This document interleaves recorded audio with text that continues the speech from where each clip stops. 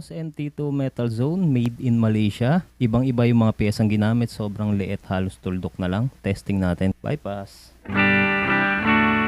Switching.